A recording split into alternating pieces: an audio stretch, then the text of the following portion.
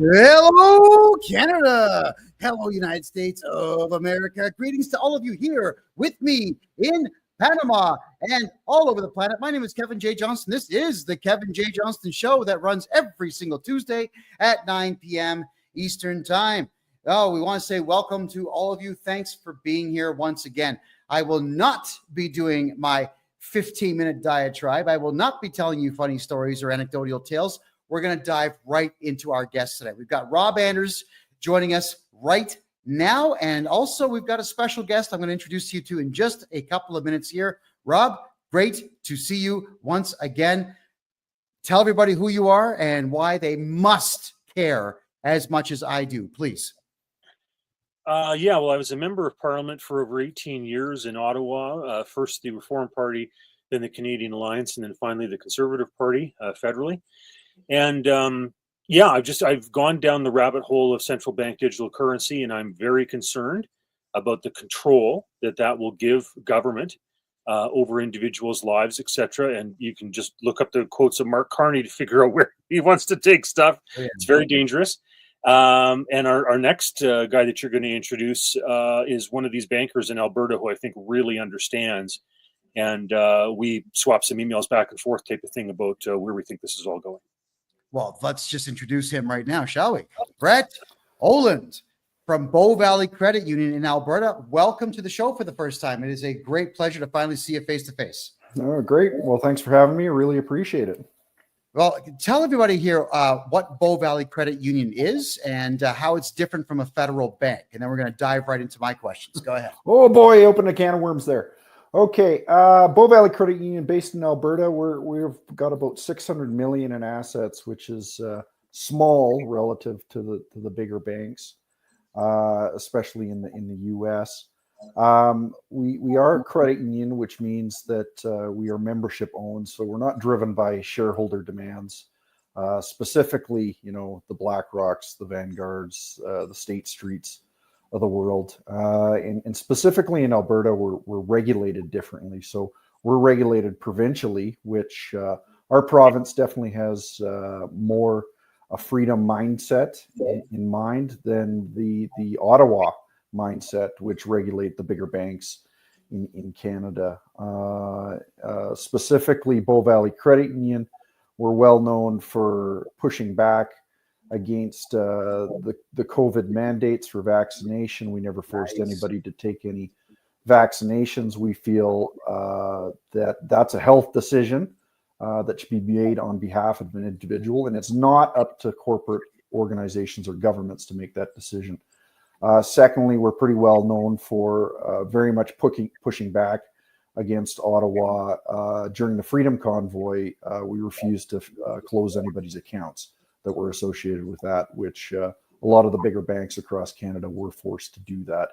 And then thirdly, we're pretty well known for our stance on hard money, specifically gold and silver, and we're starting to tread our way into Bitcoin. So. Whoa, okay, that's quite the mouthful. And what I find here is that Bow Valley, I lived in the province of Alberta from 2021 to 2023, and everyone knows who you are. So congratulations on that. In fact, most people say, hey, try Bow Valley if you're tired of the big sticks. So there we go. Rob, the reason we're having tonight's show is you sent me an email, which it caught my eye because it says Texas and mints own coins. Let's talk about what Texas is doing. Please go ahead. Sure. So they have a bill that's been drafted and will be before the Texas legislature. And it basically is to go back to what they call constitutional money. Texas is unique in many ways. I mean, not only is it a large, powerful state, I think it would be the 6th largest economy in the world if it was on its own type of thing. So it's a powerhouse. But, when it won the War of Independence vis-a-vis the Spanish Empire / Mexico, it was a much larger state than it is now. It actually went all the way up to Wyoming. And so when it finally got admitted to the United States as a state, and Sam Houston went from being president of the Republic of Texas to being a governor and then later on a senator, et cetera, whatever, in Texas history, I think it was in 1846. what happened was Texas became a little bit smaller, lost some of those territories to the north, which some people were talking about naming, and those names came to fruition in the future, like Washington or Colorado or whatever, right? So Texas has the ability constitutionally to split into 5 separate states still to this day. And what that would mean is that all of a sudden, rather than having 2 people in the Senate, that territory would have 10 people in the Senate, and it would increase the electoral college votes by 8. And obviously that would be like probably 8 more Republicans, for Republican president like Donald Trump, etc. So it has a very unique situation. The foundational documents of the United States stipulate gold and silver as money, as currency, is valid. And so what Texas is doing, what one of the state legislators is doing, is basically reverting back to that and saying pre-Federal Reserve, after the turn of the century, after John Pierpont Rockefeller passed away, that basically they're going back to real solid money. So Brett and I have talked about this, where in Alberta we have these provincially regulated financial institutions. His is one of those. I would like to see the Alberta government change it up so that the mandate, if you will, is to have those institutions take on a percentage of gold, silver. One might even toss in oil, etc., as a way to bolster the assets. Because I frankly don't trust Justin Trudeau or Mark Carney with the direction that they want to go with regard to central bank digital currency and their spending. So anyhow, that's just a thumbnail sketch. Well, that's wonderful. Now, Brett, over to you. Is a Bow Valley Credit Union. I know that we don't get taught anything in school about money, finance, mortgages, even how to shake hands or create a resume. These are not things you get taught in high school. So by the time kids are 18, they've wasted pretty much 14 years of that 18 years learning nothing, in fact. So could you educate the entire populace now as to what a credit union is versus a bank? Please go ahead. Sure. Yeah, I touched on a little bit of it earlier. So first and foremost is we're shareholder owned, or member owned versus shareholder owned. And so our members are within our communities of Alberta. We're only regulated to operate within Alberta. And that means that there's not a shareholder off in a far off land dictating to the board of directors a direction that it should go. That often happens in the bigger banks, especially in Canada, where there's foreign interests that own, say, RBC, Royal Canadian Bank. And you can look, it's public knowledge that you look at the shareholders of these corporations, and a lot of the time it's BlackRock or Vanguard or State Street, which is very different value proposition than what a member of a credit union has. And so inherently, when you're a member, actually an owner of your financial institution, you take it a little more seriously, and you want your money to be a little safer in an organization like that. So as a member, you can vote for the board of directors as well as the bylaws of the organization to basically dictate direction of the organization. So now let me ask you this: when's the last time have you been able to tap a board of director of a big bank on the shoulder and say, hey, I'm pretty concerned about something like this? And the answer is just never. No, you're the first. You're the first one in, I guess we'll say, a head office to ever return an email of mine. The first. Normally I get some regional plebe who doesn't speak English typing up horrible letters. They don't even spell check them and send them to me. So thank you for that. No, you don't get to talk to anyone. But I find, and I want to get both your opinions on this one. I find that's actually quite the Canadian phenomenon. After being in Panama now for 8 months, I can walk into any bank here and just talk with managers and make deals with the banks. I've had the opportunity to meet with the mayors now of the 3 biggest cities in the country. So you have access to politicians here. You have access to banks that want to do business. And then I noticed there's a lot of, in the United States, a lot of state-run banks where you can talk to the board of directors. Glacier Bank is one of them in Montana, for example. I had that conversation today. So why is it that banks around the world, you can talk to the upper echelon, and in Canadian banks, you can't talk to anyone? What's going on there? Rob, I'll give that to you first.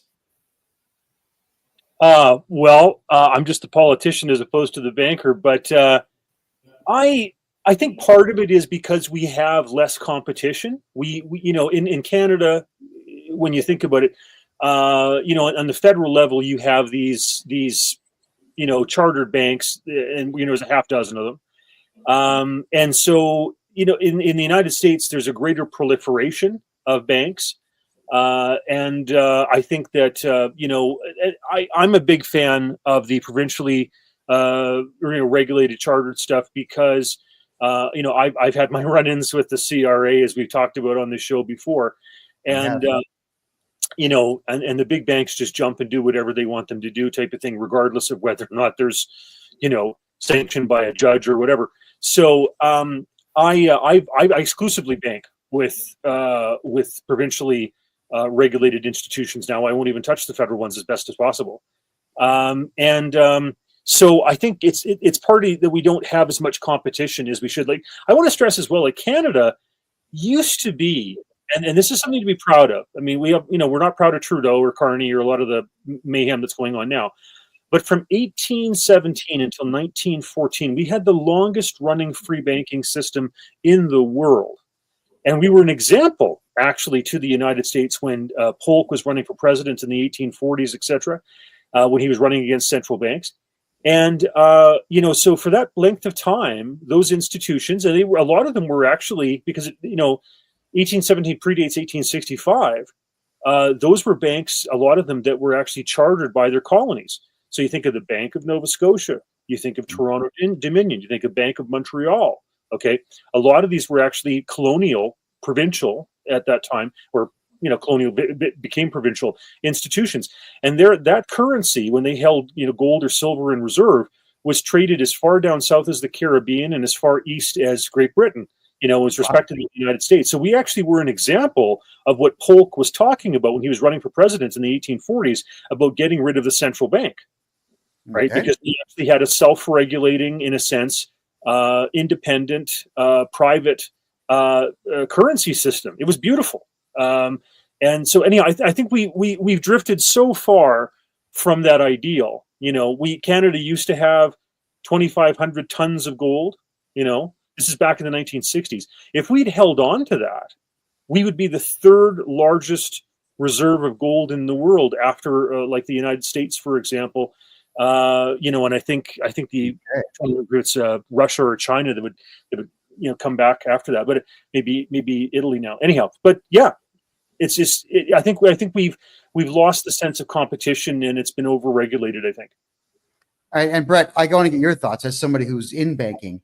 Why is it that we can't talk to anybody in the upper echelon of banking in Canada? Yeah, and I definitely agree with Rob that it's called a monopolistic oligopoly in Canada. So, effectively we have very few bigger banks that control 83% of the Canadian banking system.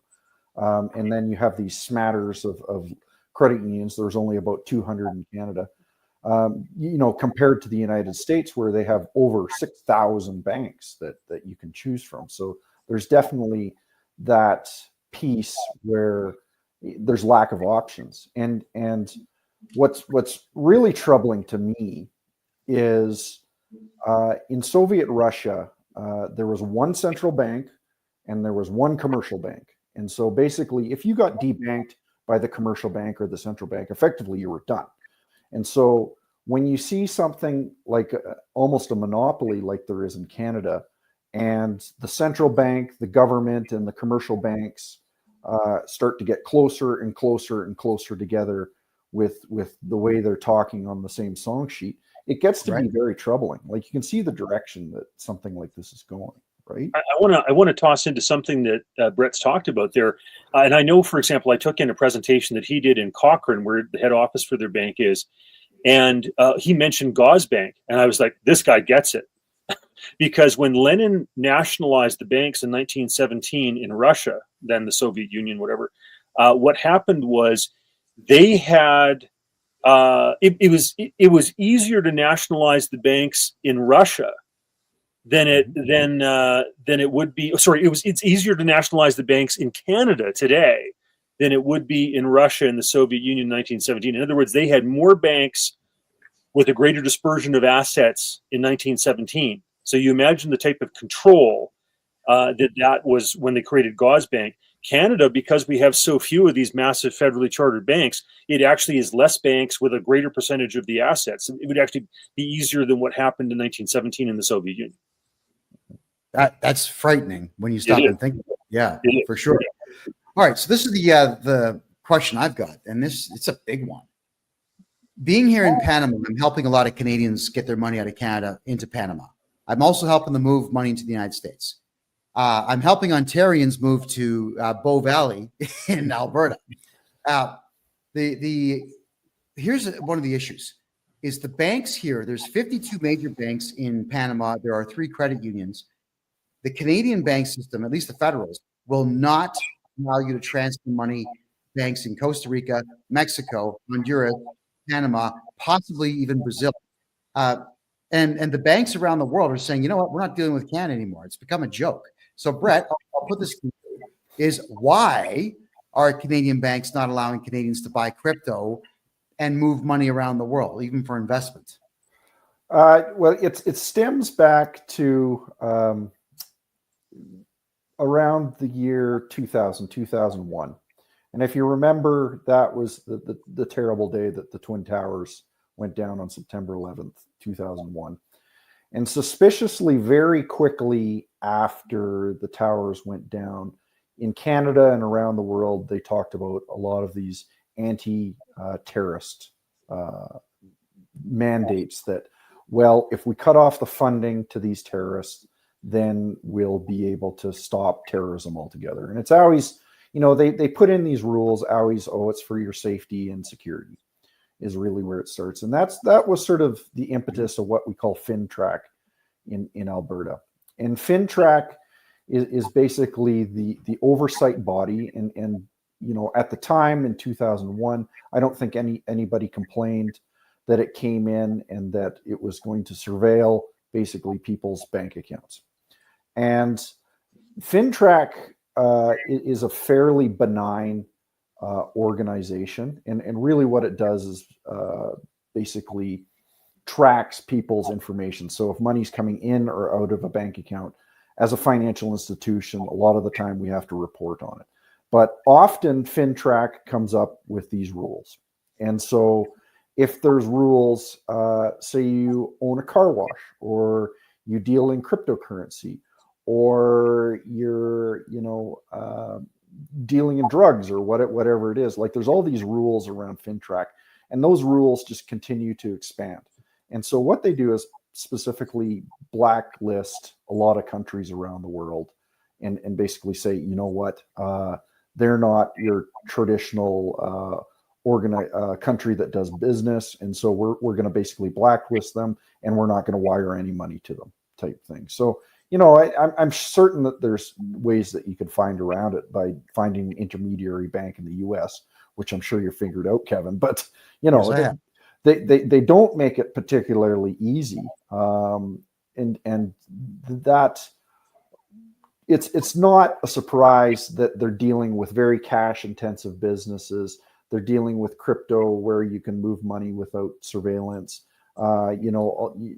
Money exchanges, all these things that they seem to be very clamped down under the rouge of basically your safety and security, because we're going to protect you from the bad guys, which of course, I think anybody on this channel would understand with their eyes wide open what the real objective is. So, well, I certainly think so. Yeah. I just like, to chime in about how, terrorism, morphed into opposing the truckers and COVID mandates and all that type of stuff. And if you're opposed to the green agenda and, 2030 and 15-minute cities and all that type of stuff, or if you just have a larger carbon footprint, or you don't agree with diversity, equity, inclusion, et cetera, like that's where that stuff's morphed into. It's very sad. Yep. And you can call anybody a terrorist now, like those truckers that went to Ottawa, you're a terrorist. So then basically it activates this next set of rules where you can basically take away all their rights and freedoms, right? So, well, which is exactly what happened, but it's also putting the fear into everybody nationwide. The trucker convoy goes out there, does the right thing, helps Canadians get their lives back. But the penalty is that A, you get trampled by horses, RCMP horses, and B, you get your bank account shut down. That terrified the average Canadian. So where people were afraid of the Canada Revenue Agency and the government before, now they are purely terrified. And I know this because I do taxes for people, and everyone's terrified. But FinTrack, maybe I'll let you guys decide who's going to answer this one first. Wow, FinTrack got involved with the crypto market. So you had companies like Coinberry, which is now BitBuy. Then you also had ShakePay, and now you've got Kevin O'Leary getting into it with WonderFi and a couple of other projects. But I used to be able to buy $50,000 worth of Bitcoin and just move it wherever I wanted. Now, if it's over $3,000 that I purchase and move, FinTrack is either contacting me through letters to my address, or they're contacting the exchange I'm buying from. So first off, why do they care about $3,000 transactions, and what can they do to enforce their will? Go ahead. I'll let Brett handle this. I'm less experienced with the crypto stuff. Go for it. Well, you know, interestingly enough, when they first implemented FinTrack, it was any transaction over $10,000 is what they were concerned about. And so if you think about that, that was the better part of 24 years ago. And so inflation's just eaten that $10,000 alive, and you know, that's more more or less. And they keep on lowering that rate of you know, in your case, they say anything $3,000. At one point, FinTrack came to us and said, we want you to track all cash transactions. And thankfully, a lot of the big banks and financial institutions pushed back and said, listen, we can't do business like this. It's impossible to do that. So part of the challenge with is I'm not understanding why they're doing it, other than to basically gain more control. And a bigger, more scary thing that probably we should be concerned with is in March of 2023 budget at the federal level, they threw a whole bunch more money in the millions of dollars at FinTrack to basically soup up its connection to AI, so it can do a lot of this tracking for them.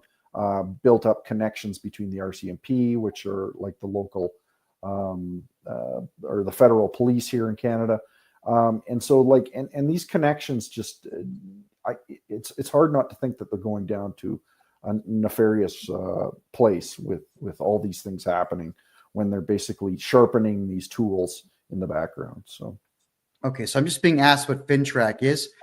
Financial Transactions and Reports Analysis Center of Canada. Yeah, just nosy individuals that want to know everything that you're doing. I'll just tell the two of you gentlemen what I had to experience. It was 3 years ago where someone who didn't like me called FinTrack, but also the Alberta Securities Commission, to make the statement that I was openly selling crypto on the market without a license. Now, I had no idea there was any such thing that you needed, but I'm asking the question, where would I get servers to do this from? Really? So when the Alberta Securities Commission sent me a letter, they told me what I was accused of, and they said that I had to turn over all the marketing materials I've ever used, the full names of everybody that I work with for the corporation that they said I was representing, my full name, bank statements for everyone for 6 months, home phone numbers, the whole 9 yards. So I called my lawyer. I said, could you please just deal with this? But why would the Securities Commission and FinTrack be sending out letters like that? well, in my mind, they're terrified of cryptocurrency and the power of the system. And so I'm relatively new to the space and learning about it more and more every day. But I'm seeing what crypto can do already with some of these apps. And the governments really should be terrified. If they want to maintain control of the financial system, the crypto will destroy it. And crypto is faster, it's better, it's a better store of value, it's more private. Yes. You know, you name it, you go down the list of these things, and they if you think of money as power and control, they quickly realize that they'll lose it if the world moves towards something like a cryptocurrency. I just wanted to chime in and say that I sent out something today where Mark Carney, just blasé, talks about wanting to control $150 trillion to target that money, private money, toward his green, Agenda 2030, et cetera, whatever stuff, right? Their green agenda. Now, when you think about that, that's 100 times Canada's national debt. That's over four times the national debt of the United States. Like, what type of control freak do you have to be where you want to have taps and levers and controls and fines and penalties on 150 trillion private dollars to make sure that your agenda gets accomplished with regard to the green stuff? Like, it's all about control. It's just so nasty.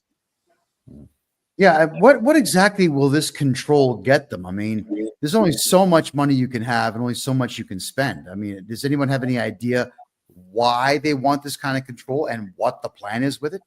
If I may just jump in there, I think Brett and I could both give you like 100 different answers to that, but the one that I think just boils it right down is look at China. Look at the digital yuan. And if you realize in China, if you criticize the government, you can't get a plane ticket, a train ticket, a bus ticket. Right. You can't apply for a government job. They can make your money expire within a certain amount of time. You've got to spend it how they want you to spend it. And if you don't, it disappears.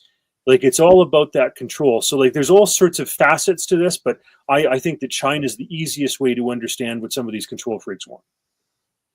Yeah, positively. And Brett, just to reflect on what you were saying about crypto, we're doing taxes, like we're doing a lot of taxes for a lot of people in Canada, some in the United States as well, buying and selling corporations. And the truth is, some of the amounts that we bring in surpass $50,000 to $100,000 per transaction.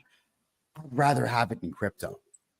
I really don't. I don't want Canadian dollars anymore. And if I was given the choice between $1 million in Bitcoin and $1 million US, I would take the Bitcoin. I've seen the power of the crypto market, and I had an opportunity to talk to a number of individuals, real hardcore crypto people in Costa Rica and in Mexico. And what you're dealing with is millennials. I don't agree with their left-wing politics, but the younger generation under 40 understands crypto pretty implicitly, and they're buying houses with it, and they're doing investments with it. They're buying private jets with it. It's an incredible system.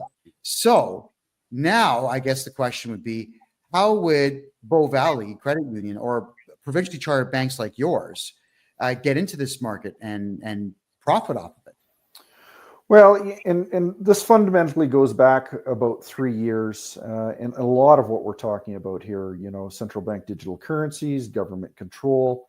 I think a big piece that we're going to have to worry about over the next decade is inflation. And so the devaluation of specifically the Canadian dollar in our case, but I don't think anybody should be blind to the fact that with the new Trump administration coming in, a lot of what he's proposing is going to be massively inflationary. And I think you have to pay attention to what he's saying of putting tariffs on all the countries around the world. Don't move away from the US dollar. Effectively, what I think Trump is trying to do is trap people in US currency, whether you love him, hate him, or an indifferent with Trump. What he wants to do is get the debt of the United States under control. And to be able to do that, he basically has to inflate the US dollar to high heaven. And so what we're trying to do as an organization is make people aware for educational purposes that we think that inflation is coming and it's coming to stay, and get into hard assets. And so we talked a little bit about cryptocurrency and Bitcoin.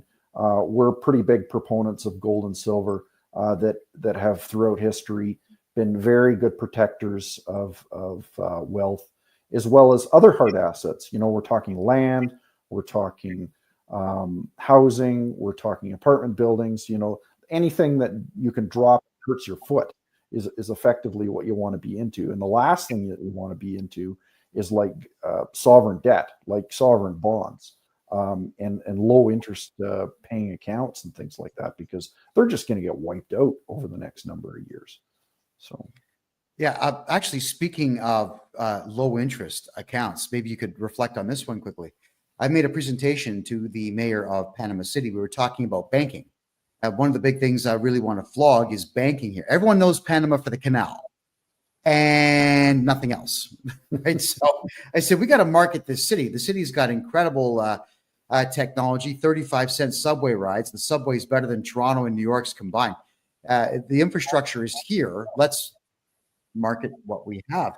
And then I said, look, you've got some banks that'll pay starting off at 3%, but they go as high as 12 if you put the right amount of money in and lock it down for the right amount of time. And then I showed him TD Bank from $0 to $1,000, 0.01%. $1 million, 0.01%. And they're all, what? What's going on in Canada? We thought Canada was rich. Thinking, no, I told the truth about it. But what is it that's driving Canadian banks to pay nothing in interest while they rake in billions every quarter? Go ahead. Go ahead, Rob, if you've... Well, I guess you get away with what you can get away with, right?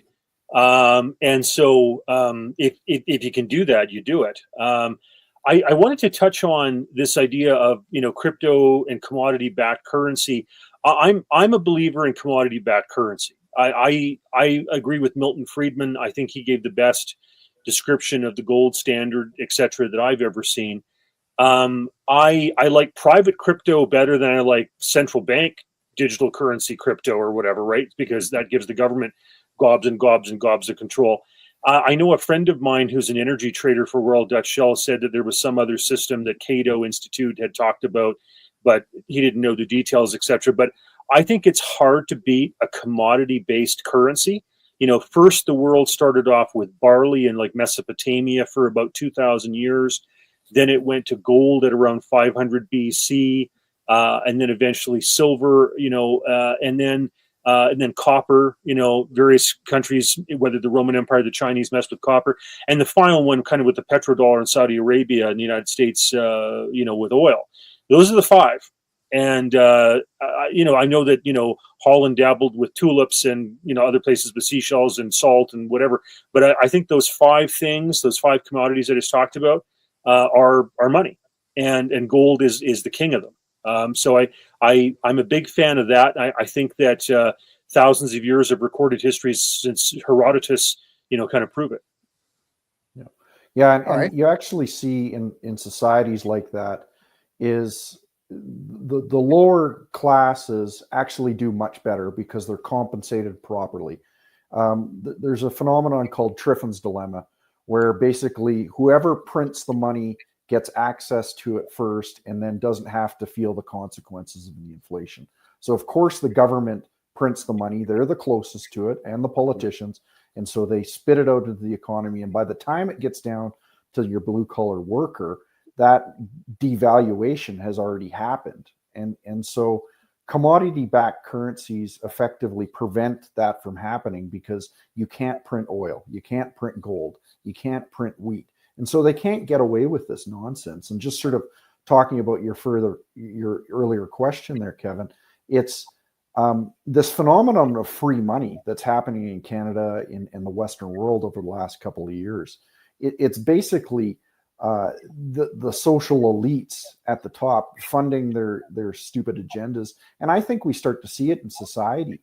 And when you have free money and there's sort of lack of proper compensation for all the workers, you're going to see things like prostitution, drug problems, funding of ridiculous organizations, painting rainbow sidewalks, you name it. Like it's like that you're just going to see all this malinvestment throughout society that would not happen if you actually paid people properly and weren't devaluing the currency constantly. So Rob, I got a question and answer here in the TikTok room. Joseph, if you want concrete tools and strategies on how to transfer assets and wealth here to Panama, get a hold of me on my personal website.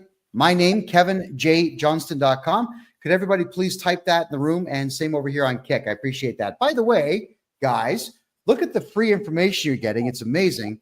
Why are there only 2,300 likes right there? Could you all start going like double tap, tap, tap, tap, tap, tap? Just launch it. Same over here on Kick, please. We've got 6,000. Get everyone liking it, please. It helps the algorithm find us. Oh, and everyone see that good-looking guy on the other side of the screen there, Brett? Directly below him is that symbol. It's a thumbs up. So click it, please. It helps us gain traction in the algorithm. Rob, you're up. Go ahead. Sure. I was just going to say that, when I first got elected back in the 90s, Canada's debt was around, $600 billion, et cetera. And I wondered if in my time as a member of parliament, my lifetime, we would cross into the trillions territory. Justin Trudeau alone has put $1 trillion onto the national debt. I mean, it's mind boggling. $1 billion alone he was, putting off to the We charity. Brett was just talking about these little pet projects and everything else. I understand some of that was to go and actually subsidize, his wife because she had issues with his lifestyle and whatever. And that was a way to kind of do some back payments. It's just disgusting the way some of this money has just been blown away. And of course it's going to cause inflation. You can't just dump $1 trillion, of government debt into the Canadian economy and not expect there's going to be consequences, right? Disgusting. Part of the consequences that we're learning now is the Canada Revenue Agency has been given a mandate to collect as much money as they can, any way possible. So they are assessing people who make $20,000 a year at $50,000 a year of taxes. I know this because I'm seeing these letters on a regular basis. So it's forcing everyone to do either improper or illegal things. And I doubt very much deliberately assessing someone's taxes at more than double what they make has got to be illegal. It has to be. So, yeah, for sure. Brett, you mentioned earlier in the show that you did not cooperate with the government when it came to shutting down bank accounts of truckers at the convoy. Could you explain what it is that led you to that? Is there a mandate because you're provincially chartered that allows you to ignore the Fed? Go ahead. Well, that's part of it. So we're regulated differently. So we're regulated provincially versus federally. But this actually fell under back to FinTrack again, that tool that they seem to be sharpening. And if you know much about Canada, the Deputy Prime Minister, second in command in Canada, her name is Chrystia Freeland. And she is also in charge of the Office of Superintendent of Financial Institutions and FinTrack. And so basically, very politically driven person that basically forced the hand of the federally regulated banks to shut things down. But what was really interesting is that within hours of her getting up on the podium and talking about, we're going to enact what's called the Emergencies Act and shut down people's bank accounts and things like that, these banks are actually started doing it. So they had advance notice that something was happening in this regard. And we made the conscious decision with the, if we get this order, we're going to push back against it. And we're going to fight it in the courts. And we didn't receive one letter. We didn't receive one email. We didn't receive one phone call to do that. And what was really baffling is, as far as I know, no other financial institution did. They did it as a wink and a nod, and the Deputy Prime Minister standing at a podium saying we're shutting down people's accounts. So unless I'm missing something behind the scenes, just unbelievable, Well, no, actually, what you said makes sense. Wow. Okay, I'm blown away. So I'm going to formulate this statement in question properly here. What you said makes perfect sense, because they knew that the CEOs of the 6 big federal banks would go along with it. But they probably had a feeling that the smaller institutions like yours would ignore them or fight back or get a court order of your own to counter it. So it sounds to me like this was not a court order. It was just a phone call made in a backroom deal. Is that pretty much what it was? Well, that's what I suspect. And that's what I mean by these banks and the government and the central bank getting closer and closer together. These organizations like the central bank and the commercial bank and the government are supposed to be very distinct, separate organizations, and they're for good reason, because they don't want that malinvestment. They don't want a communist society. But the thing is, as we see those get closer and closer together, you start to see these problems like this. And it's that backroom phone call that's, just close down all these truckers' accounts, would you? And no problem. One of these things I find disturbing about this, and Brett's really touched on this, is that the more that the central banks dance the government's tune and do what they want them to do and are complicit with the agenda, whether it's central bank digital currency or whatever, the less there is the need for them, right? Like if you've got a federal government that basically dictates credit and dictates who can get what in terms of financing because of its rules, and if you generate too much carbon or you don't jump to the tune of diversity, equity, inclusion, you're not going to get credit, etc. The oil and gas sector gets shut down, whatever. Like you become irrelevant, right? Because you no longer are a separate financial institution. You don't make independent decisions, and God forbid you have politicians that become the bankers, right? Because all they care about is the next election. Like they're you think Justin Trudeau cares about whether or not you have capacity to pay? Like it's a joke. Yep. And you start seeing things like recently in Canada, your viewers around the country or the world might not know this, but they're removing the GST on some items in Canada. So the GST is a tax that's put on products and services around Canada. And they've decided for 2 months they're going to remove the GST on some products and some services. So to me, that is picking winners and losers. And that's exactly what a communist or government does, is picks winners and losers within products and services in society. That's also frightening. And Brett, I wanted to go back because, I mean, you know this as much as anyone does, is this idea of banks cooperating with the Canadian government without court orders. The Canada Revenue Agency, for example, you actually are the one that pointed out Section 317 of the Excise Tax Act to me, which I went through, where the Canada Revenue Agency, if they're not able to get you to cooperate with them, what they'll do is they'll issue a letter, which is called a requirement to pay, to the banks. And then if the banks don't do it, all it says in the Tax Act there, Section 317, is that they'll be held liable. So the banks in Canada say, oh, well, we got a requirement to pay letter. We will give the CRA the money. So it's not that the CRA people has access to your bank account. It's the banks that actually give it over.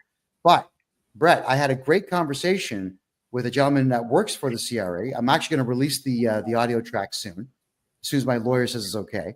And this guy, he was nice. He was polite. We were actually very nice to each other on the phone.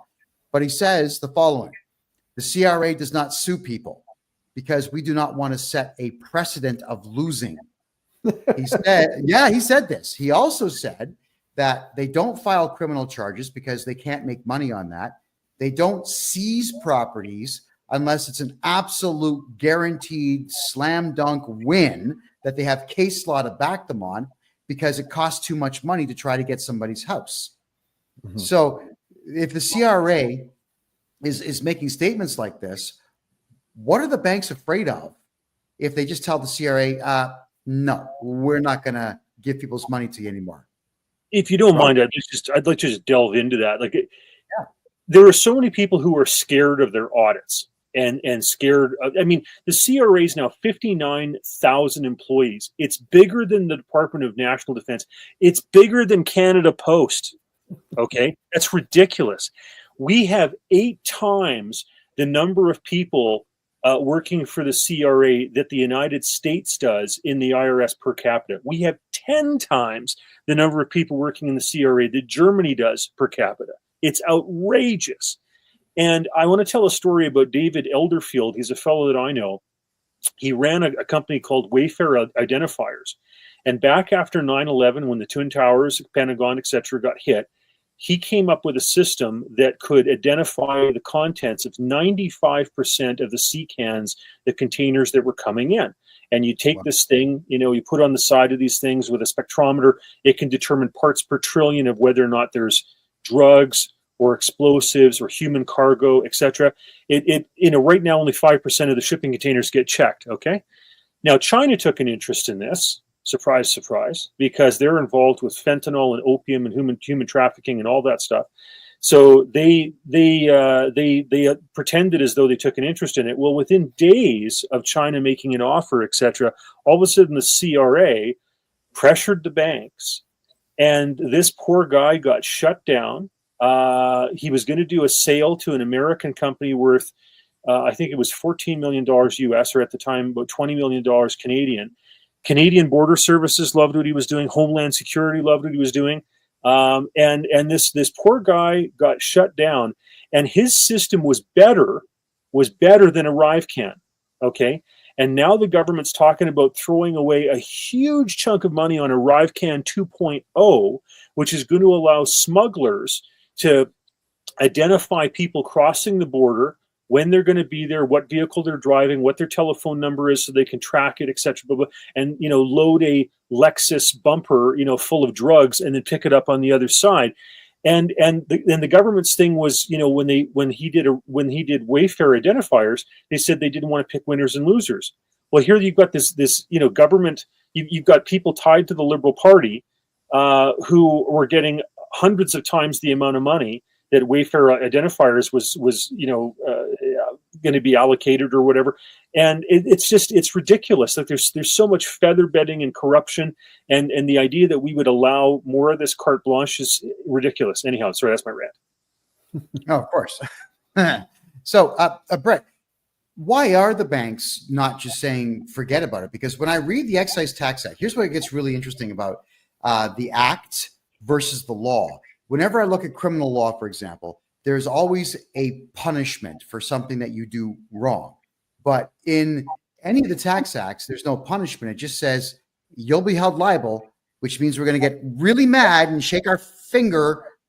And that's it, because they only have 50 lawyers for the entire country, the CRA. They're all provided through the Department of Justice. They don't sue.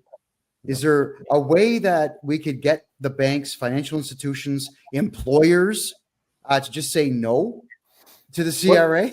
Well, it's a really good question, and honestly, I don't have a good answer for you other than the precedent's sort of been set, and I guess it's sort of where do you draw the line too?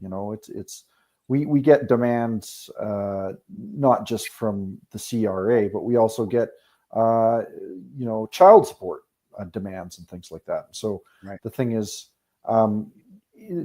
does child support demand make sense? Yeah, personally, I believe in that type of thing. Whether you do or not is a different case, and so I really don't have a good answer, but it's a good conversation to have, and maybe we need to think that through of like what are the repercussions of something like this of the CRA coming down on you? I don't know. I've never been bold enough to try it. So, well, and that's a fair answer. Absolutely a fair answer. All right. Well, so, because it's an issue that's near and dear to my heart. This is why Alberta should seriously be looking at having its own revenue agency, right? The idea that you give that much control to Trudeau and one of his ministers, they don't even listen to the ombudsman. In David Elderfield's case, the ombudsman did the highest, level of reprimand he could do to demand an apology from the CRA, and they still didn't do that. Right? It's ridiculous what they get away with, and the idea that Alberta, or any other province would roll over and let them have this much control, it shouldn't be. Well, you see, actually, I agree with that. And then based on the fact that earlier in the show, we talked about Texas minting its own coins and possibly currency. The province of Alberta, for those who don't know, around the world, in Canada, there's 10 provinces, which essentially are independent countries that work under the banner of the Dominion of Canada, all trying to get free stuff from each other. But Alberta has oil and beef and trees and water, beaver pelts. We got it all.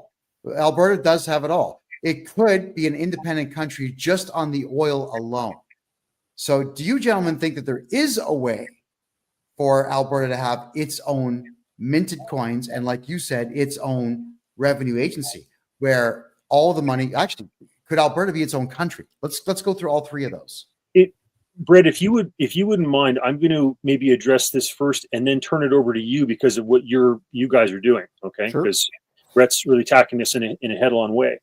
So I would like to see, the Alberta regulated financial institutions have a peg. It could be 1% to start off, then 2, then 3% of assets in say, for example, gold, silver, oil. Okay, I know I was approached by somebody, I won't mention who, but I know they have connections to the premier, who was talking about Alberta having a crypto that could be convertible into hard assets like gold, silver, oil. Now, Alberta is probably best situated in terms of oil because, we produce millions of barrels, etc. We have a little bit of gold, but not much. And anyhow, so oil is the easiest one, I think, in terms of that. But Brett is talking about having not a government sanctioned version or something done by the government of Alberta or even by a very Alberta regulated institution like the Alberta Treasury Branch, but they've kind of got their own idea. So Brett, over to you. Sure, yeah, and probably the best way to explain this is what we talked about earlier. Rob, you mentioned the free banking system, and effectively those banks way back in the day had those reserves. They had those tangible assets, and so there's basically 4 types of banking systems. There's for this case, we'll use gold. So there's people can exchange their wealth and their store of value in gold. And we soon move to a receipt-based system. So it's like, okay, the gold is in the vault. I'm just going to give you this piece of paper that says we're transferring gold back and forth. And then we moved to a fractional reserve system where it was just fractions of that actual gold in the vaults. And now we're in a system which is basically a complete fiat system, and there's nothing really tangibly backing it. We at Bow Valley Credit Union want to move that back down the scale. And so that's why with the profits of our organization, we purchase gold and silver as monetary metals to be that reserve, to sort of move back towards that. As well as we just came out with this product last week where you can actually, the biggest problem with gold and silver is the premiums on like a 1 ounce coin are pretty high. But on 1,000 ounce bar of silver or gold, the premiums are actually quite reasonable. But part of the challenge is nobody wants to lug around 1,000 ounce bar or can afford 1,000 ounce bar of gold or silver. And so what we've done within our organization is with our partner Silver Gold Bull, we've tokenized that 1,000 ounce bar. So you can actually purchase fractions up to 100ths of an ounce of that gold or silver and easily convert it back and forth between fiat and your store of value. So you want to be able to move seamlessly through from your store of value to your medium exchange, buying your cup of coffee very easily. And that's sort of what we've created within our organization. And we can see that the governments don't have a lot of palate for this because they lose their power. So basically we're starting it as a private organization and similar to what Texas is doing, basically saying, yeah, we're going back to tangible money. And this is the route that we've taken. And so if the federal government isn't going to do it, we're going to do it. Okay, so you're essentially a small provincial bank that actually has gold and silver in its vaults. Correct. Yeah. Compared to the other ones that have nothing in their vaults. I'm very happy to hear that. And I'd like to add in that if Alberta did this, okay, I think there would be like a sucking sound for money capital across the rest of the country. They would be fleeing to something that wasn't just fiat garbage and that actually had, a fractional reserve. And he and I both agree with this, in terms of the fractional reserve part. Like a history thing I just want to touch on for a second is, when Rome, for example, had its gold, silver, and copper coins, at one stage, the Roman Empire and its economy got to the stage where it was almost going into territories to get more mines because it wanted to have more, commodity type of thing for its currency. The Spanish Empire ran into the same thing, but then discovered Peru, and then all of a sudden the pieces of 8 were all across the world and causing inflation of their own type of thing, but were really sometimes the most common currency even in the United States during that time. And then the British Empire also had that type of situation where literally they were going into territories to make sure they had enough, of the commodities to back their pound sterling, etc. So I think that to have a fractional reserve and probably utilize these various commodities that I've talked about that are time tested is kind of the way to go. And I'm hard pressed to think of a better system. I don't know of one. Yep. All right. you I actually combine want to, sorry, Brett, you go ahead. Oh yeah, and exactly the road Rob's going down here, and you've touched on there, Kevin. It's like this concept of using the blockchain or the crypto technology as well as hard assets in commodities and things like that. The technology is there, and we're capable of doing this type of thing, and it would, you know, build a very sound financial system. I wanted to point something out here. You mentioned silver, gold, bull. I actually buy all of my gold and silver from silvergoldbull.com. I know that people are buying commodities now. Have a look at this, everyone. These are copper coins. They're not pressed with a face value, but they're pressing coins so you have an ounce of copper now. And I wanted to show you here, out of stock, out of stock, out of stock, 1 kilogram out of stock, 1 ounce copper bill out of stock, coins out of stock. People they're lapping it up. They're worried. I think that the average person in Canada is excessively worried about the Canadian dollar. I'm worried about it. Being here in Panama with the US dollar, I'm losing 30 cents on every dollar. It's really getting on my nerves, actually. So my thoughts are I'm going to have to start buying up vast amounts of gold and just pay the duties and get them shipped down here just to be able to have the same value. Because anyway, I just want to point that out to everyone that the Canadians are catching on to the fact that the Canadian dollar is kind of useless. And if you look at XRP has tripled in just the last month. People are believing in other things. So Brett, you being in banking, I'll ask you this one. The Canadian dollar, is it going to be around in 5 years? I think, especially what the Trump administration is doing, I fear for the Canadian dollar really bowing under its own weight. We continue to and Rob, you're probably better versed in this, but effectively the Canadian dollar is backed by our resources of our country. Very significant oil and gas producer and exporter.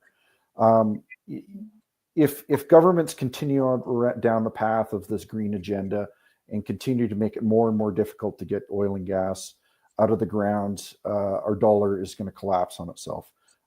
With massive amounts of tariffs, our dollar is going to start collapsing on itself. You know, we're one of the least productive G7 countries that there is. And I think we might even be the worst productive G7 country that there is. You know, people are getting poorer within this country. We're less productive.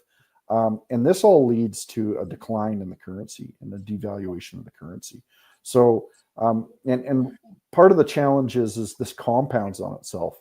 As we lose ground against the US dollar, a lot of the products and services that we try and import are priced in US dollars. And so inflation starts to increase. And then they print more.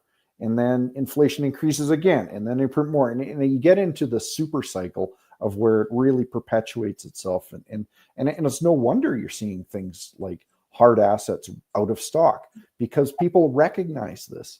And they and especially in Alberta, they're clawing and scratching over people to get into housing and in land and just put my money somewhere, because they don't really understand it, but it's just get it into hard assets, get it there.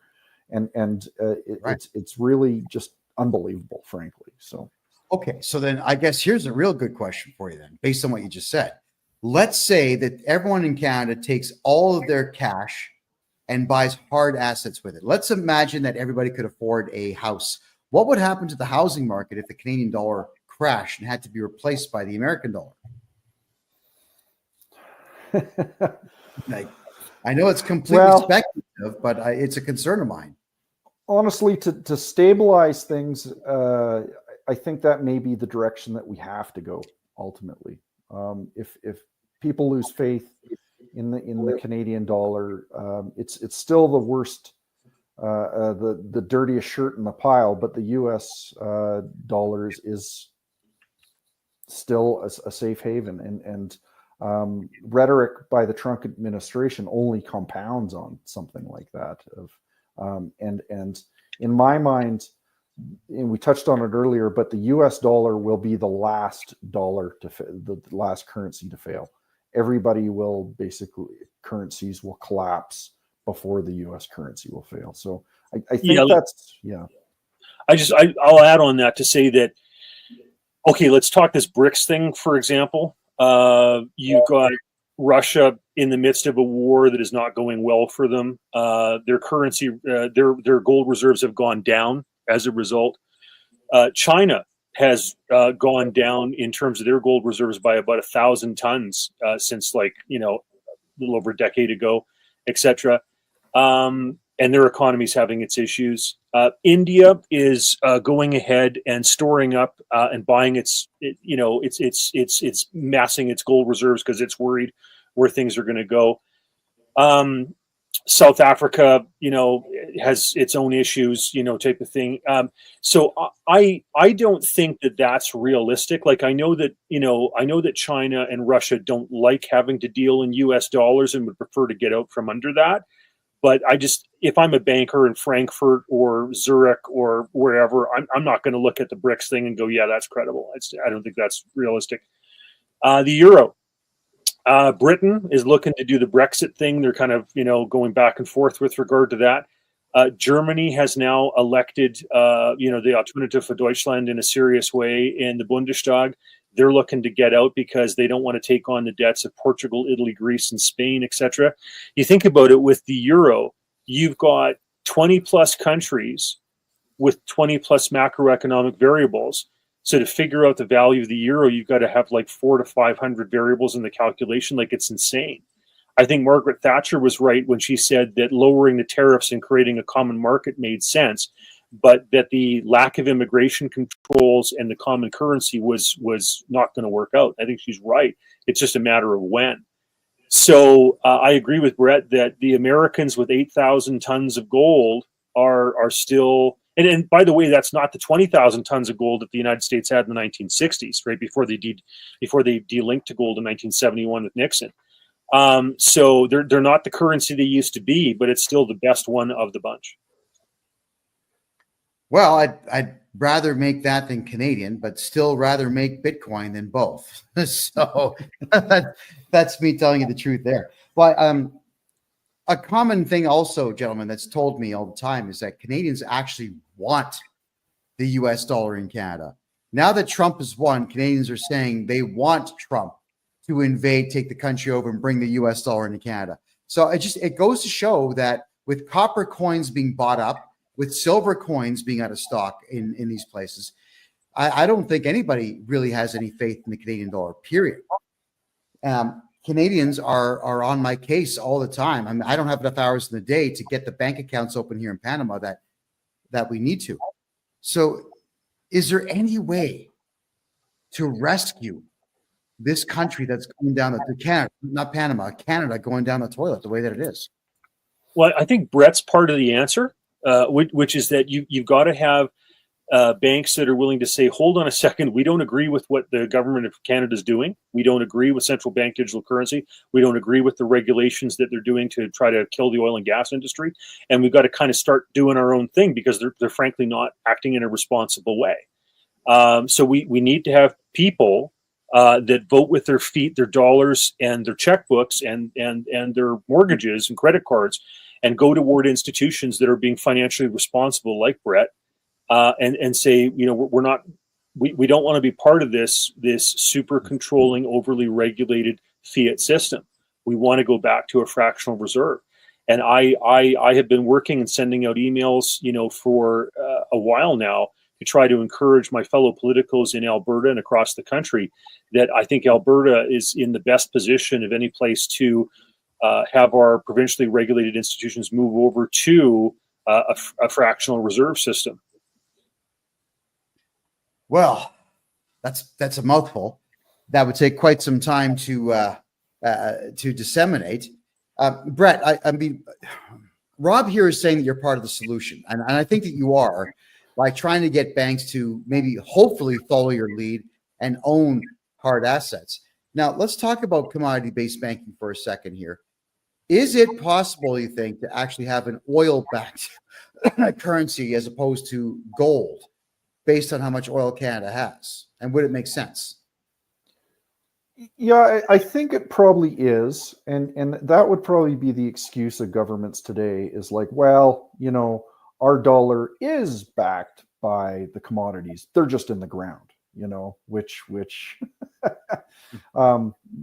easier said than done to actually get them out. So that's probably their reason why that they think that they can print to high heaven. And that's sort of why I'm more of a proponent of something like gold and silver, and maybe what you do is you create a basket of commodities which it's based on, and you have a strategic petroleum reserve like the U.S. has, and it's actually drilled in tanks, in underground caves, whatever it is, and that's why typically people have used precious metals in the past, because oil can seep back into the ground, it can evaporate, wheat goes bad, there's these traits that the precious metals have that are unique, and it's similar to something like Bitcoin as well, because the thing is it's a limited resource. It doesn't disappear as long as you don't lose your seed phrase and things like that. Right. But there is a certain amount of protection around that. Can we get back to a more sane environment? I think money is a great place to start. I think if you fix the money, a lot of the problems that you're seeing in today, the social disorder would disappear. The wars would start to disappear. Dysfunction would start to disappear. And just sort of one thing I wanted to say, I got to correct myself when I was talking about being close to the money. That's the Cantillon effect, not Triffin's dilemma. Sorry about that. Gotcha. I'll have to look those terms up and do some reading. So here, J.P. Morgan said that gold is money and nothing else. And I would say that those other precious metals like silver and copper are good proximates and backup to gold. And then after that, just because Alberta produces so much oil, and because U.S. needs and has a strategic reserve, et cetera, and it's easy because we don't produce as much gold as we do oil, et cetera. It's an easy one for the Alberta government to have provincially regulated financial institutions go with. But any one of them is better than fiat garbage. Yes. Right. Oh, sure. Absolutely. Now, here's a question just based on commodities. I mean, gold and silver backed currencies, for example. This is a very interesting point that was brought to my attention yesterday, and I don't have an answer. Sri Lanka is a hotbed for every precious stone imaginable. Regular diamonds, yellow diamonds, gold, sapphires, rubies, emeralds, everything. And you can pick them up like this and put them in a bag and buy them for a couple $1,000s. Now, why would that country not be utilizing gems as their commodity? Why would Canada not use oil? Why would, I guess, United Kingdom use, what do they have? Nothing. So, come on. Go ahead, Rob. Well, precious gems are precious, right? Of course. But the problem is, let's say you take a guy like me, okay? How am I supposed to be able to ascertain the value of one diamond versus another? I'm just not that much of a connoisseur of diamonds or emeralds or rubies or what have you, right? The great thing about gold and silver is that when it's stamped and it says that it's 99% pure or whatever, as long as it's not China or somebody putting out some fake ingots or something like that, you hopefully know what you're getting. That's I think the difficulty with precious stones is that and as well there's industrial uses for silver and even for very fine gold in terms of electronics and various things. I guess there is for diamonds when it comes to like drill bits and stuff like that, but those probably aren't the ones that they're going to want to use as a currency, where they probably want the more refined stones, the ones with less inclusions in them and stuff. Whereas the industrial diamonds that are used for drill bits are much rougher and not as pretty. So that's my answer to that. But Brett may have some other wisdom to offer here.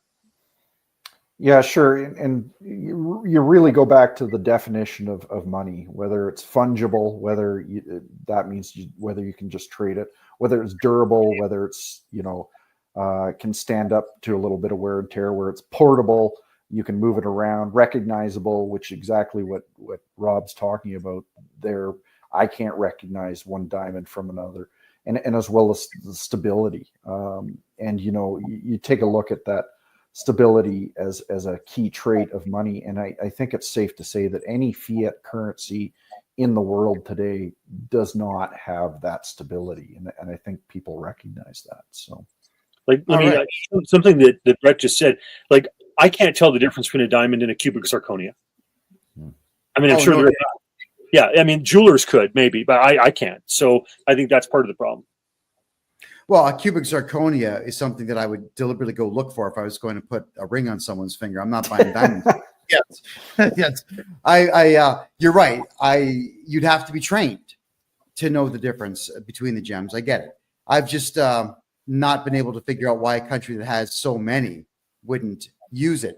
But now, something that I really wanted to talk about here, because mortgages in Canada, to get a mortgage or a loan in Canada is a nuisance. And it comes really from the fact that every time you walk in the bank, you say you want a loan. First question by someone who's not born in Canada, I might add, who doesn't speak English. Oh, what's your address? We want your house. That's what they'll say. They're not wording it properly. They're asking for asset lists. But it seems that Canada is almost 100% asset-based banking, whereas most of the rest of the world is capital-based banking. You got a good idea in the States, you get money, you go do it, and you make money on that money. In Canada, unless you have $1 million, you can't get a loan for $1 million.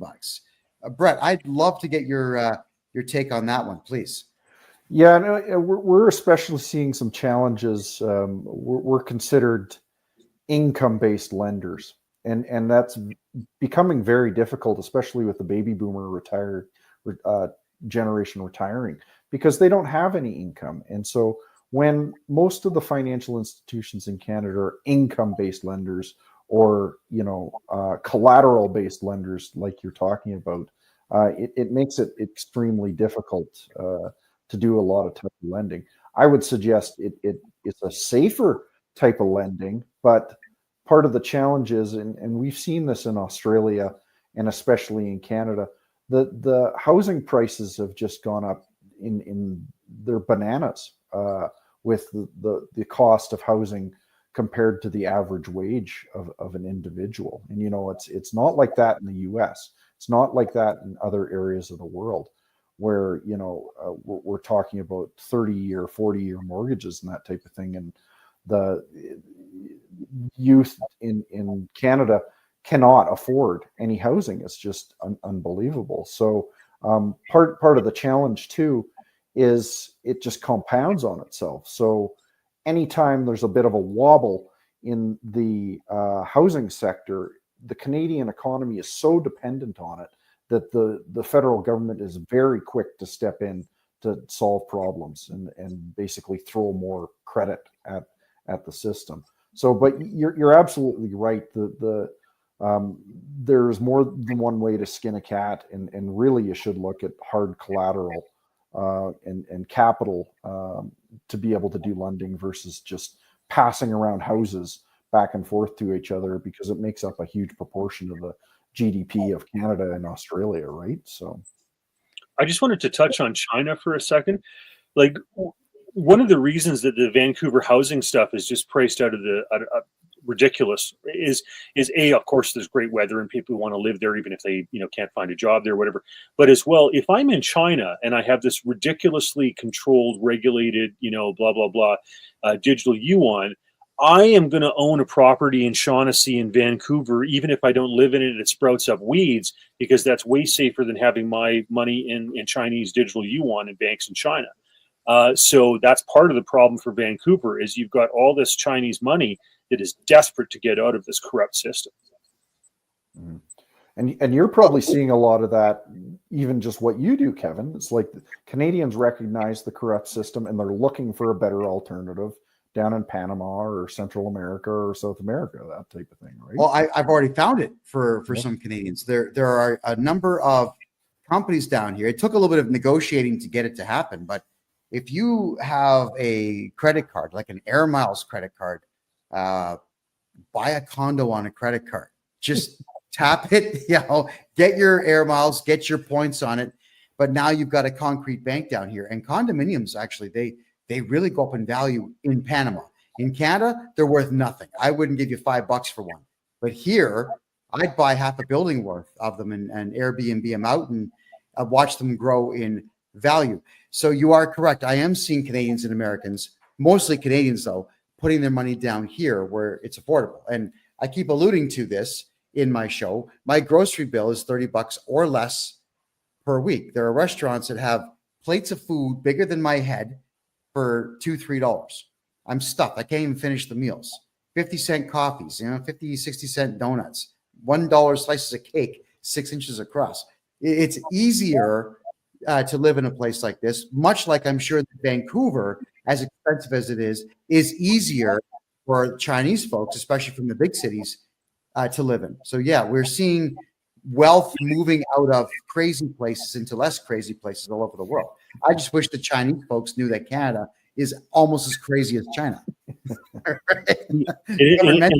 If Alberta had these fractional reserve, real solid asset banks, there would be all this money from the rest of the country would be flowing in here trying to get away from the fiat system in the other places. It'd be awesome.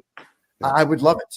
Yeah, I would, and that would mean that Alberta should probably eventually have its own police force, get the Royal Canadian Mounted Police out because they serve no purpose, and have its own standing army.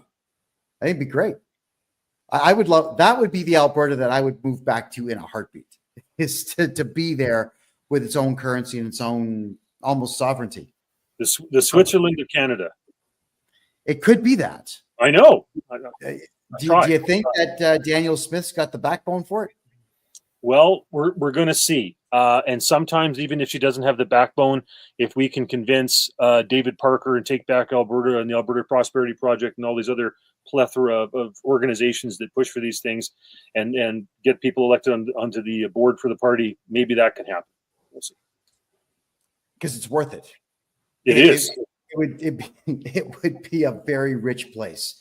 There would be jobs everywhere. And the other good part too is that I think the left wingers would finally realize that they don't belong in a commerce-based society. They'd leave. They'd go to Vancouver, go poison that place, and Alberta would just be bang on. Brett, get started. We want this to happen.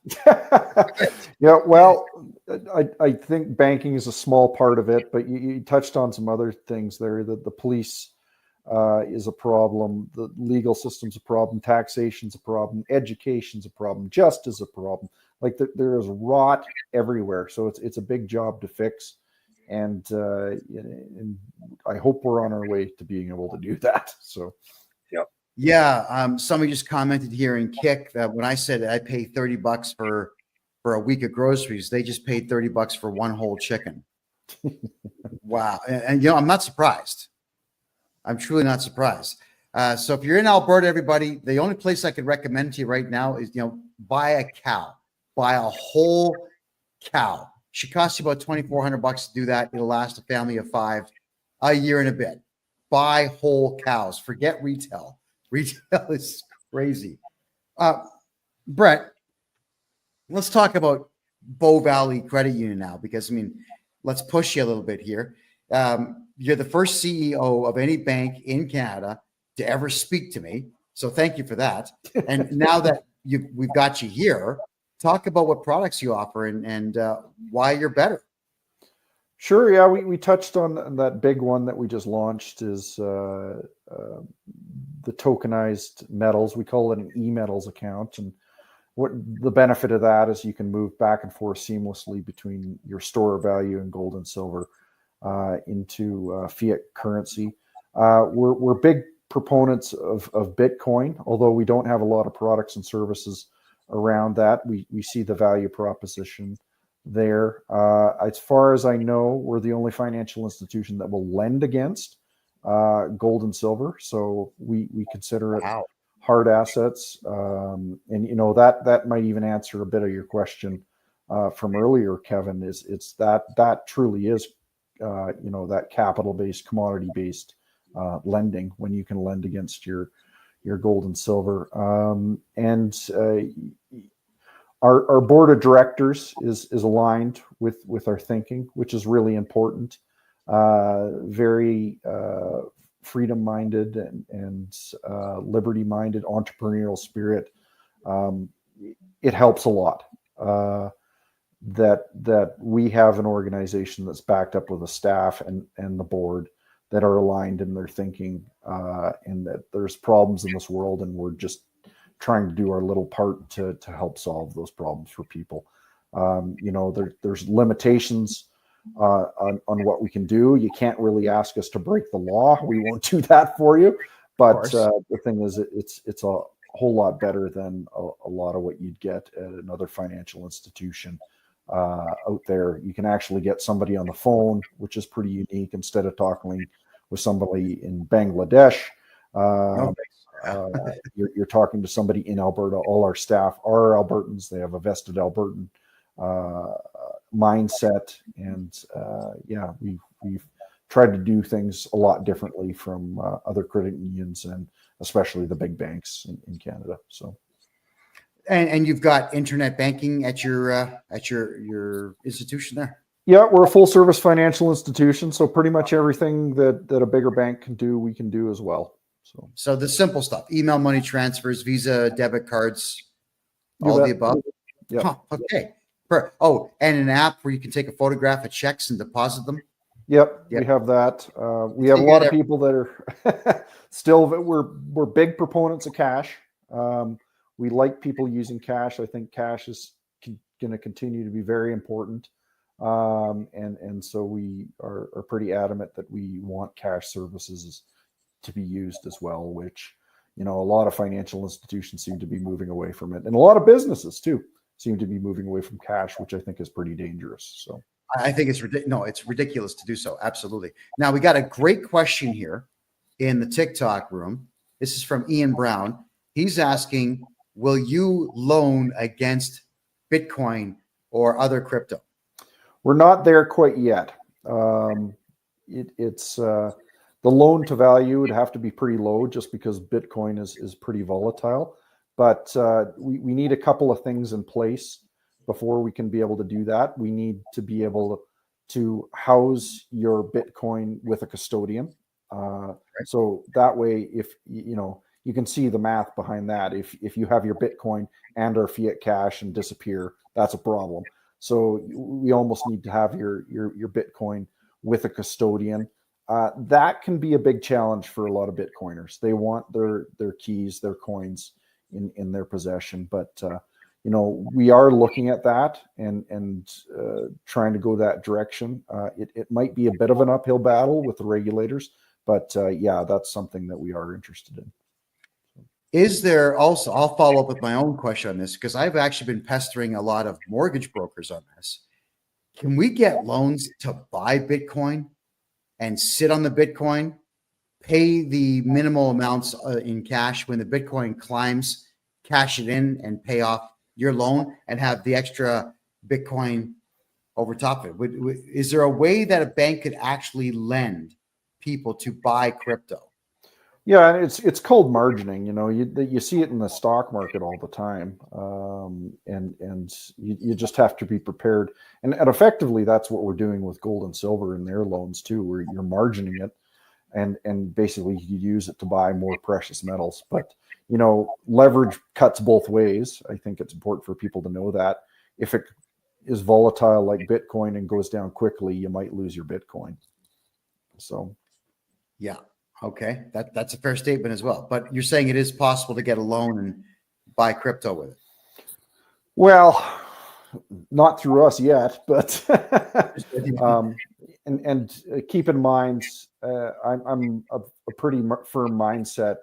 I'm more in the Bitcoin maxi camp that all other coins are shit, with the exception of Bitcoin. So I get it. I see where Ethereum has its uses with the millennial generation. They absolutely love to spend that back and forth, mostly on digital stuff. You ever notice how many 40-year-old virgins there are out there buying video game skins? Stupid stuff with Ethereum, but it flows a lot. Yep. With the Russians making the announcement that they're considering XRP as a national currency, I guess would drive that up. But I do believe in Bitcoin. And that would be the first coin of choice that I would want ever if someone were to give me the choice of coins to have. So I agree with you on that. Bitcoin's the oldest. I think it's the least corruptible. And I think in 5 years, it's going to be worth $500,000 per coin. That's my personal thought on Bitcoin. If you have a different opinion, let's hear it. Again, yeah, not financial advice, but I expect within 3 years, Bitcoin to hit 225,000 US,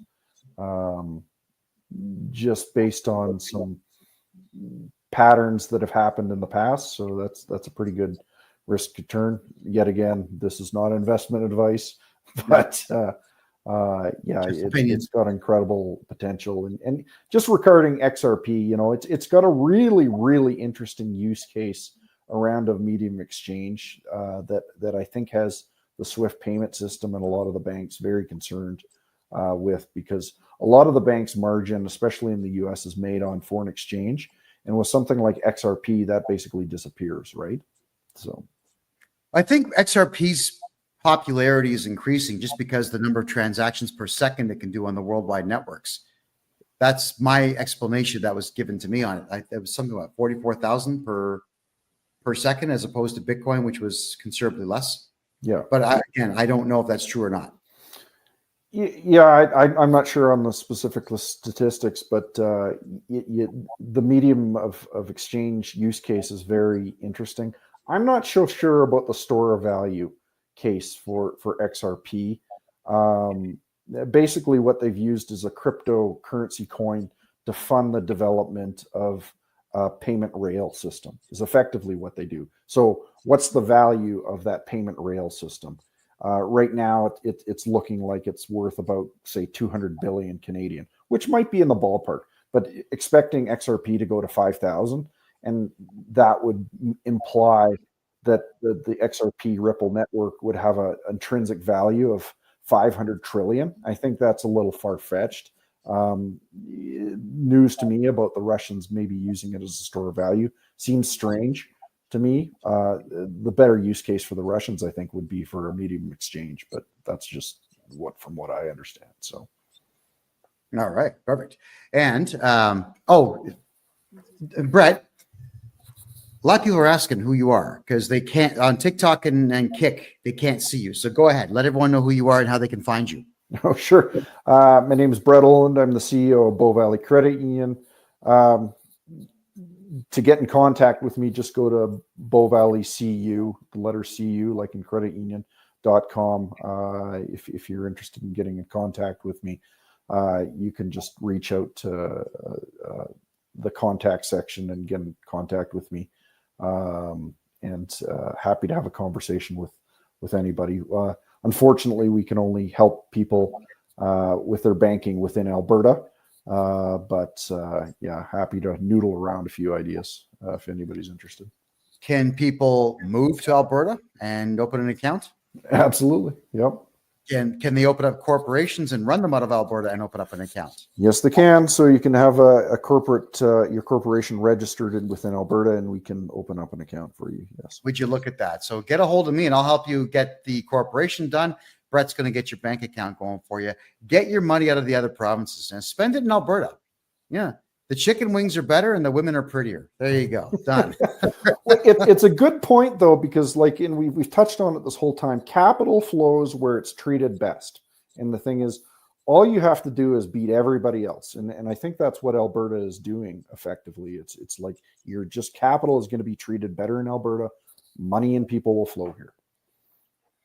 Well, I absolutely agree with that. So everyone, that is BOW. It's not BULL. It is BOW. Bow Valley Credit Union. And I get annoyed because when I'm typing emails to you, Brett, I'm using the phone, I'm dictating it, and it always spells it Bull Valley. And I know I'm saying Bo. I know I'm saying Bo. It never gets, never spells Bo. Wow. How long has the bank been around? 70 years, 70 years. We actually started in Banff, Alberta. Banff Park Savings is what it used to be called. We've seen a fair number of cycles, not as old as some of the bigger charter banks that have been around for over 100 years in Canada, but we've seen our fair share of licks. So, yeah. Oh, and that's 2 words, guys. BOW, and the second word is Valley Credit Union. And just so everyone knows, I've got the biggest mouth in Canada. I have been declared the most controversial man in Canada. I didn't give myself that title. The Canadian Broadcasting Corporation and CTV and a few other junk outlets gave me that. And Brett, it must be true if they mentioned it. Oh, so. It has to be true for CBC. I agree. It has to be true. Brett Oland, the CEO of Bow Valley Credit Union, is the first bank CEO in the country to be brave enough to talk to me on the phone first off, and then to come on my show. The others will not return my emails, my registered mail. They won't even reply to legal letters I send them. It's crazy. So I want to say thank you very, very much for having done this. Now, Rob, you put me on to Bow Valley back in, I would say, February of this year. We were talking about the fact that the Canadian federal bank charters were going to expire on June the 30th. And immediately after that show, my email box filled up. What should we do? So I began telling everyone, do a bank run. Get your money out of Canada. Just go grab all the cash you can. Then you came back on the show 3 more times. I said the same thing publicly this time. Do a bank run, do a bank run, do a bank run. That got back to Trudeau and the powers that be. So they extended the Bank Act 2 more years. So I want to say again, thank you, Rob, for being a part of that. And Canada, you're welcome. You're welcome for 2 more years to get your money into something of value. Now, Brett, I got to ask you this. You're provincially chartered, but what happens to Canada in 2.5 years now when the federal bank charter expires? The Bank Act expires. When the federal banks no longer have a charter, what is going to happen to the Canadian dollar? Go ahead. Right. I think it's important to note that this has been around since about 1871. The Bank Act. It always had this clause in it that they were going to review the Bank Act every 10 years, and then they moved it to every 5 years, and then they moved it to every couple of years, and they were supposed to actually review it in the middle of COVID, and I think it was 2022, and then they pumped it out to 2025, and then as you suggest, I think they put it out to 2027. I haven't done enough research on it to see if it's nefarious. It's definitely something lingering over people's heads. If you really want to go down the rabbit hole, they may be proposing to move towards something like a central bank digital currency in 2027. They are woefully unprepared to do something like that. So we may have a little bit more runway than something like 2027. But I'm not much of a fearmonger on this one, just because I just don't think there's a viable alternative that they could move to at this point. So my worry is if they get rid of Trudeau, and I would like to see Trudeau lose abysmally and Pierre Poilievre pick up a ton of seats and get a majority government. But if they swap out for somebody like Mark Carney, who is like hook, line, and sinker on central bank digital currency and green economy stuff and everything else, and has all sorts of, plans with regard to forcing people down that road of switching people out of oil and gas into, whatever. I think that's a huge problem, because Carney is a slicker salesperson for central bank digital currency than Trudeau is, and that is dangerous. Yeah, no, I completely agree. He's smarter. He's better versed. He used to be a central banker of the Bank of Canada. He went over to England and was the governor for the Bank of England. And if that doesn't scare you, nothing else would. You know, there's constant ties back to the monarchy, and the saying goes, all roads lead back to London. A lot of the problems we see in the world today are based out of that little island, and don't let them fool you. There's a lot of trouble that England can cause, and you see it today, and they're the ones that are pushing Russia into World War III. They're the ones sending missiles over to Ukraine. They're the ones saying, "Oh yeah, we need to liberate the Ukrainian army." And you know, these things are not good. And I thank goodness that there's people behind the scenes, that it seems at the Department of Defense in the U.S. that have some sane minds and are not letting this thing escalate. So. Yeah, and I'm just thinking, with Britain's proximity to Russia, why provoke? Yeah, it's just a tank drive away for the Russians. My guess is not my work, but someone called Alex Craner's work. Suspicion is that the UK banking system is about to collapse. The sovereign debt is they're effectively bankrupt, and so as they've done in a few other times in the past, mainly World War I and World War II, when the country goes bankrupt, they take you to war. And I think we're seeing that again, where effectively Europe is bankrupt, specifically the UK, and they've run out of options, so they want to force a war on people. That's my opinion, but I want to point out, in Canada's case, like I said, we had the beautiful free banking system operate in this country from 1817 until 1914. It's not a coincidence that ended at the beginning of the First World War.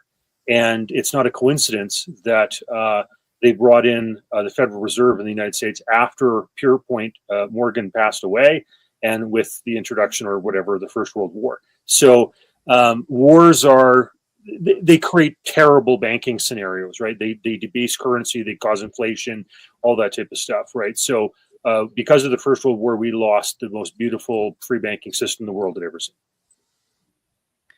That's an absolute shame and a crime. And I am concerned. If you're telling me the United Kingdom is broken, this is the only way out for them is to cause trouble and a war.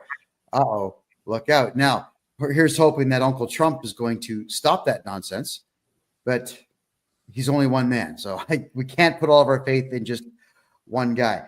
Now, Rob, this is for you. Speculation on after the election next year. Should Poilievre win a majority government, will there actually be an improvement in the economy, or can we just expect more of the same? Well, there's no doubt that he's going to be better than Justin Trudeau. Like, it's hard to be worse than Justin Trudeau, right? Mark Carney might be worse than Justin Trudeau because he's just as much of a globalist with a nefarious kind of green agenda and smarter at selling it, right? So, but I have no doubt that, Pierre is going to want to cut taxes. I have no doubt that he's going to want to, put limits on the growth of government, et cetera, which is all stuff that needs to be done to try to get our debt situation under control. So I have no doubt he's going to be better. I mean, is he going to be, as strident as maybe some of us would like? It's like when Harper came in. A lot of us were Hoperites, hoping that he was really going to tackle this stuff, and yet the bureaucracy grew, and we didn't get, a defunding of the CBC or various things that many of us were hoping for. So, it reminds me of when Milton Friedman was being interviewed one time, and this interviewer ran through a list of government departments, and Milton Friedman wanted to get rid of education. He wanted to get rid of a whole bunch of departments in the federal government. Now, if a president actually did that, oh my word, like Milei is doing in Argentina, like that's phenomenal stuff. Is Pierre going to go as far as Milei in Argentina, or what some of us anticipate Trump's going to do? I don't know. Time will tell. Yeah. Okay. So, Brett, now more of a fun question for the audience at home. For yourself as the CEO of Bow Valley Credit Union, which is a bank. What advice do you give to anybody in Canada who wants to get a mortgage or a loan? What should they do? How do you prep for a meeting with banks? Go ahead. Sure. Yeah, it's important to just sort of have your financial affairs in order. It's unfortunately for a lot of the youth, they've gotten themselves into trouble in the past, through bad creditors, that type of thing. It's important to, especially in Canada, to keep those credit scores as high as you can. Make sure you're paying off those phone bills. Make sure you're not in too many credit cards, that type of thing. Important to do that and constantly worry about your credit score. Big down payments are important. Some advice. It's difficult sometimes, but I've heard of people with 30 or 40-year mortgages. You're paying pennies down on something like that. Probably the minimum I'd recommend is a 25-year mortgage on something like that. Be honest with your banker. Never a good start to a relationship if you're dishonest. Big down payment as you can possibly manage. There are insurance programs for housing. It's Freddie Mae and Fannie Mac in the U.S. In Canada, it's Sagen or CMHC that can help with people with less of a down payment, but you do end up paying a lot more insurance premium on your house overall. So hopefully that's a few tips that can help people. Well, you brought up a good point. Credit score. Is there anything that you could advise young males, young women out there on how to build a good credit score? I mean, one of the tricks that I used to pull when I was younger is I'd get a credit card. I'd go to the bank machine, take out a cash withdrawal, 5 days later, pay it off, repeat the process, keep doing this. And then I also got a bank loan when I was 17. I got a bank loan with my mother's help for $2,000. Stuck it in a coffee can, made the minimum payments. 3 months later, paid it off. Got a loan for $4,000, and I kept upping it. And I was eventually able to get credit. Would that still work today? People getting short loans and paying them off? No, absolutely. And I recommend people not overdo it. So don't get a $15,000 credit card when you can only afford a $500 credit card. And you don't need to make it huge. It's like, it doesn't say credit score with, using $500 credit. It basically just has a score out of 900. So, but you're absolutely right. You want to pay on time with interest. Don't miss those payments. Specifically with the younger generation, they're looking at phone bills because everybody seems to have a phone bill these days. Don't miss those payments on those phone bills. Those ding you pretty hard. Any utilities pay off, and important to get set up properly. Not that you ever need it, but build that cash reserve, potentially a small line of credit. You don't need, like you say, not anything silly, just $2,000 would probably do it. But honestly, keep that so you're not drawing into it, and debt can get you in a lot of trouble if you're not careful. So try and get out of debt as soon as you can as well. So. Yeah, you said a lot of stuff I agree with there, and some of the stuff I knew and some I didn't. So I think what I'm hearing here is maybe, correct me if I'm wrong, but maybe we should open up corporations and put our phone bills, our electrical bills, internet bills, everything into the corporation instead. Because, I can't see putting a power bill, a gas bill, an internet bill in your name. I don't think that builds credit if you pay it on time. I just think it actually removes or lowers your credit score if you don't pay it.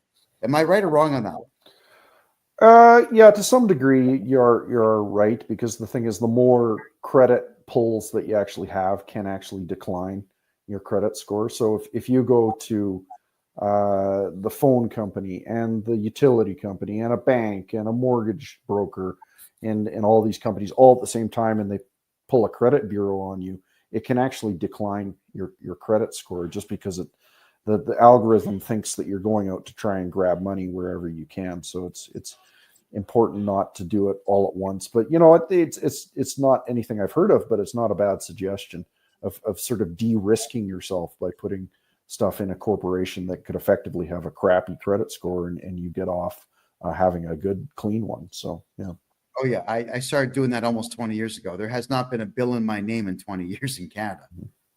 Just because I got tired of finding out that there was the possibility. Sometimes you just forget. You forget you had something, and it goes into what they call an R9, and your credit score just drops. Yeah, it's possible to forget. So yeah, I would say do the corporation route as well. Okay, so Rob, you were a member of Parliament for 18 years. You had, unfortunately, the opportunity many times to be 5 feet away from Trudeau and so on.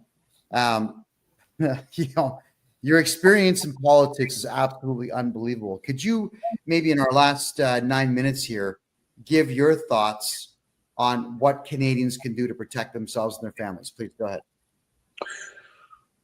Well,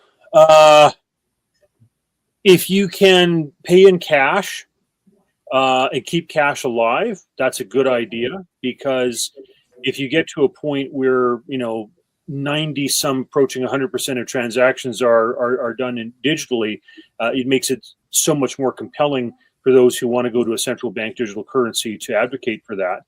So if you want to keep cash, use it.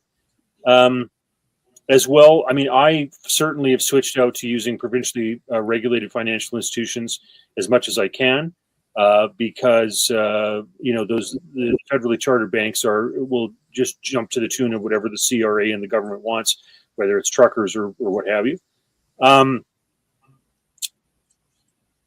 I think all the stuff that Brett was talking about your debt scenario, is good advice, and I think that people have to worry about where interest rates are going to go. I expect what's going to happen is you're going to have a yo-yo effect on interest rates, where the government wants to appear that it's doing something with regard to inflation, so they'll hike rates. And then because they can't afford to pay their own rates with regard to their own debt, they will take it back down, especially when they see it's killing the economy or causing unemployment, et cetera. So we're seeing a bit of that right now, where they hiked up rates and they're bringing them back down aggressively because they realize it's going to have a strangling effect on the economy and on their own borrowing. So I think because of Trudeau putting $1 trillion into the national debt, there's no way you're not going to have inflation and the government periodically spiking rates.